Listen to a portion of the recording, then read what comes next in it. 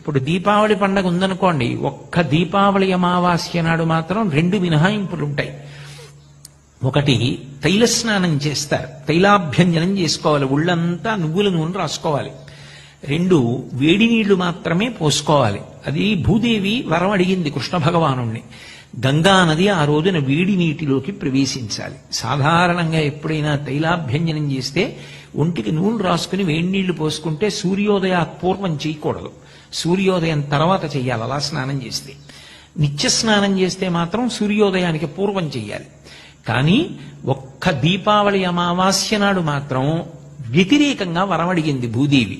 సూర్యోదయానికి పూర్వం ఎవరైతే వేడి నీళ్లు స్నానం చేసి ఒంటికి నూనె రాసుకుంటారో వాళ్ళకి అలక్ష్మి పరిహారం అవ్వాలి. తైలే గంగా జలే లక్ష్మి అని.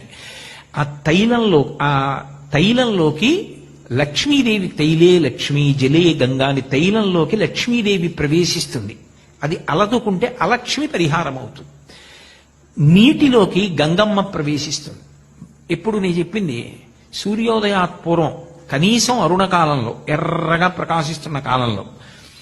అప్పుడు తలస్నానం చేస్తే వేడినీళ్లు గంగా స్నానం చేసినటువంటి ఫలితాన్ని పొందుతాడు. ఆ సమయంలో మట్టి